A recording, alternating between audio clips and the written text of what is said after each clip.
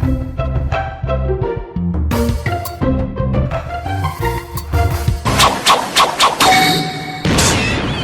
kawan cerita, apa kabarnya? Hari ini kita berjumpa lagi di podcast BPS Provinsi Sumatera Utara. Apa sih namanya, lupa aku. Podcastnya Paskalibah, ya Tuhan. Podcast BPS Provinsi Sumatera Utara Paskalibah. Jadi begini nih kawan cerita. Sensus pertanian 2023 sudah kita lakukan di tahun lalu. Tetapi BPS nih akan mengadakan survei ekonomi pertanian 2024 dari tanggal 1 sampai dengan 30 Juni 2024. Dan hari ini kita akan spill tentang SEP 2024. Kenapa ya tahun lalu ada sensus pertanian, sekarang ada sensus ekonomi pertanian 2024? Untuk itu kita mendatangkan narasumber yang cantik jelita.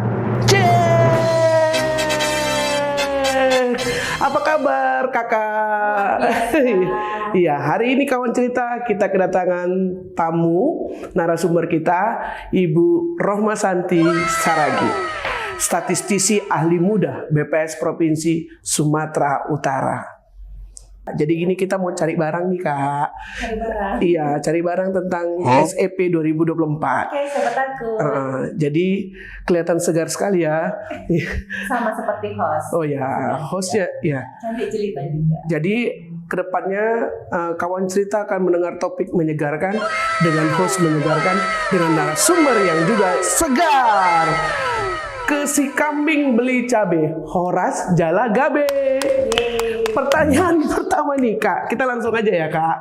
Seperti apa sih sel survei ekonomi pertanian itu? Kenapa ada lagi pendataan SEP 2024 sementara tahun lalu kita baru mengadakan sensus pertanian 2023 kak? Jadi survei ekonomi pertanian 2024 kita menyebutnya dengan SEP 2024.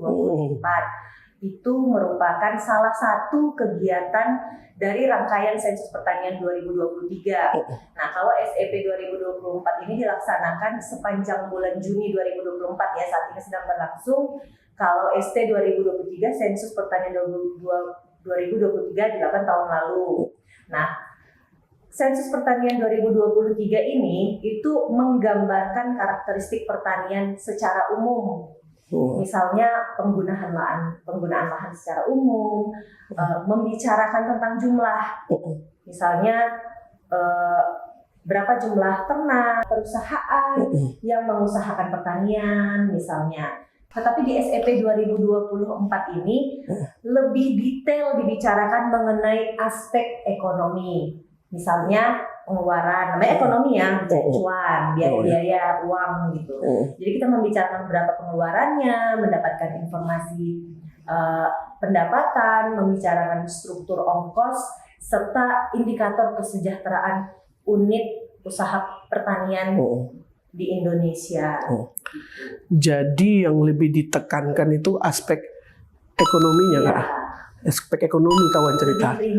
Gimana tangannya kak?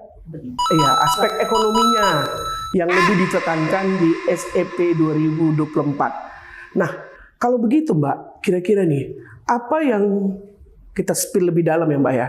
Apa yang ditanyakan di ST 2023 dan apa yang ditanyakan di SEP 2024?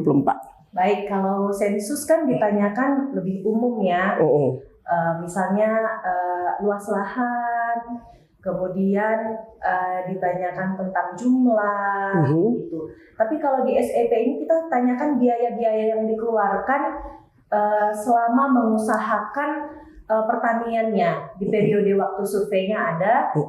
Itu yang kita tanyakan, yang benar-benar dikeluarkan selama mengusahakan pertanian. Misalnya dia mengusahakan atau budidaya tanaman padi.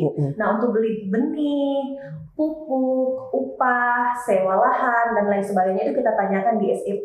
Itu tidak ditanyakan di sensus pertanian tahun lalu. Jadi ini lebih rinci ke biaya-biaya yang dikeluarkan. Terus apa tujuan pelaksanaan SEP 2024 ini? Ya, tujuan dari pelaksanaan SEP ini yaitu untuk mendapatkan data atau informasi pendapatan, pengeluaran, struktur ongkos, dan tingkat kesejahteraan unit usaha pertanian di Indonesia. Data hasil SEP 2024 ini nantinya akan menjadi dasar untuk memantau indikator tujuan pembangunan berkelanjutan atau SDGs di sektor pertanian. Iya, itu kawan cerita. Jadi yang didata di sensus pertanian yang tahun lalu kemungkinan akan didata di SEP 2024 ya Mbak? Iya, kalau sensus kan keseluruhan sampel. Iya. Nah, kalau ini SEP kan survei, jadi ada sampel-sampel yang dipilih untuk didata kembali. Sensus itu kan seluruh populasi didata. Iya. Nah, survei itu diambil sampel dari tahun lalu saat sensus, itu didata kembali di SEP 2024. Jadi contohnya ini Kak Santi, kalau saya nih didata di sensus pertanian 2023, contohnya ya saya punya lahan sawit lah, kebun sawit, didata nih tahun 2023. Kemungkinan bisa jadi sampel nih Mbak ya? Bisa jadi kemungkinan terpilih sebagai sampel di SEP 2024. Kalau di periode waktu survei ada pernah panen. Oh iya, gitu, ada pernah panen.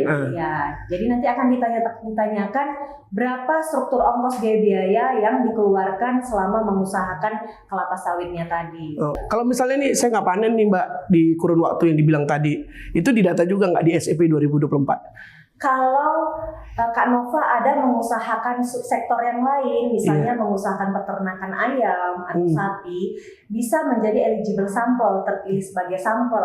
Yang akan ditanyakannya itu struktur ongkos saat mengusahakan peternakan. Iya. Gitu. Tapi kalau hanya mengusahakan kelapa sawit, tapi tidak ada panen sepanjang periode survei yang ditentukan, tidak eligible sampel, kami akan mengambil sampel pengganti. Oh gitu.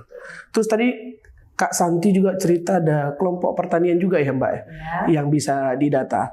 Kalau misalnya saya punya pacar nih Mbak, tahun 2023 dia didata nih sebagai kelompok pertanian. Di SEP 2024 besar kemungkinan nggak Mbak? Bisa jadi juga. Bisa jadi sampel ya? Jadi sampel yang akan didata di SEP. Begitu juga tadi dengan perusahaan ya Mbak ya. Kesimpulannya yang pertama tadi adalah perusahaan pertanian. Perusahaan pertanian berbadan hukum. Iya. Yang kedua, usaha pertanian perorangan. Yang ketiga, usaha pertanian lainnya. Pertanian lainnya ini yang bukan perorangan dan bukan perusahaan pertanian berbadan hukum. Yes, itu dia kawan cerita. Jadi kalau subsektor ya Mbak yang dicakup pada SEP 2024 ini apa aja? Subsektor yang dicakup sama sih seperti sensus pertanian tahun lalu tahun 2023. Jadi subsektor pertanian itu ada tanaman pangan, hortikultura, perkebunan, peternakan, perikanan, dan kehutanan. Lalu kan Mbak Kak Santi, siapa sih yang melakukan pendataan SEP 2024 ini? Ya, petugas yang melakukan pendataan SEP ini adalah petugas pendataan lapangan. Kita menyebutnya sebagai pencacah. Ada petugas pemeriksa lapangan, kita menyebutnya sebagai pengawas. Mereka semua petugas ini berasal dari pegawai organik BPS Kabupaten Kota dan mitra BPS. Mereka semua telah kita latih sebelumnya di bulan Mei 2024. Jadi Kak Santi di SEP 2024 ini berperan sebagai apa? Kebetulan saya yang menjadi instruktur yang memberikan materi pada saat pelatihan para petugas. Betapa bahagianya ya para petugas kala itu ya, bisa dilatih oleh Kak Santi kita ini. Pertanyaan berikutnya Kak Santi, bagaimana sih ciri-ciri petugas SEP 2024, ciri-ciri khusus lah? Oke, seluruh petugas SEP akan diberikan surat tugas resmi dan tanda pengenal dari BPS Kabupaten Kota. Lalu barulah mereka melakukan pendataannya. Iya, mereka membawa surat tugas menggunakan tanda pengenal. Jadi kalau petugas SEP itu datang mendata, yang pertama dia akan membawa surat tugas, ya. Yang kedua dia bawa badge tanda pengenal ya. Dan SEP ini dilakukan BPS di seluruh Indonesia. Kak Santi, bagaimana sebenarnya mekanisme lapangan dari SEP 2024? Oke, jadi mekanismenya adalah seluruh petugas tadi, cacah dan pengawas yang telah dilatih terlebih dahulu, kita berikan daftar sampel. Daftar sampel itu berisi seluruh nama-nama unit usaha yang akan didatangi dan diwawancarai. Jadi pendataan ini diwawancarai secara langsung oleh petugas dengan moda KEPI dan PEPI. Kalau PEPI itu pendataan berbasis kertas menggunakan kuesioner. Kalau KEPI berbasis online yang diwawancarai oleh petugas dengan menggunakan gawai ataupun gadget, misalnya smartphone.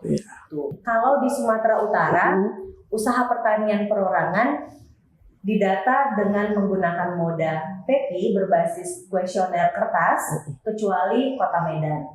Dan untuk perusahaan pertanian berbadan hukum dan usaha pertanian lainnya didata dengan moda KEPI secara online. Secara online ya Kak ya. Lalu tentu bagi kita lah insan BPS, terlebih mungkin Kak Santi yang terlibat langsung, pasti ada dong pesan dan harapan di SEP 2024 ini Mbak. Oke, baik.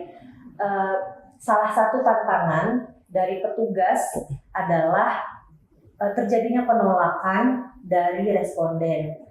Tingkat penolakan tertinggi itu berasal dari perusahaan sih biasanya ya.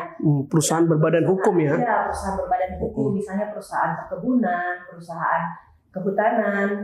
Nah, sesuai dengan Undang-Undang Nomor 16 Tahun 1997 Pasal 21, diamanatkan BPS sebagai penyelenggara kegiatan statistik, survei maupun sensus harus menjaga kerahasiaan data dari responden.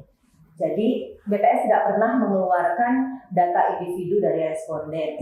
Tidak perlu takut, tidak perlu ragu untuk memberikan data yang sebenar-benarnya kepada para petugas supaya didapatkan nanti data SEP 2024 yang benar-benar akurat dan terkini. Hasilnya nanti bisa digunakan oleh pemerintah maupun stakeholder untuk mengambil kebijakan-kebijakan untuk pembangunan nasional.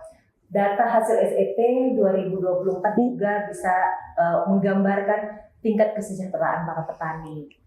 Jadi, tunggu kedatangan para petugas SEP di tempat Bapak Ibu sekalian dan berikan data yang sebenar-benarnya. Iya. Jadi demikianlah kawan cerita, kita sudah spill SEP 2024 bersama narasumber kita yang cantik ini, Kak Rohma Santi Saragi. Dan kita sudah mengetahui dengan jelas bahwa betapa pentingnya SEP 2024 ini dilaksanakan. Data mencerdaskan bangsa. Kita tutup podcast Paskalibah ini dengan satu pantun. Tanam kedelai jadi tempe. Cakep. Jangan lupa dimakan dengan sambalnya. Artinya, terimalah kedatangan petugas SEP. Berikan data yang sebenar-benarnya.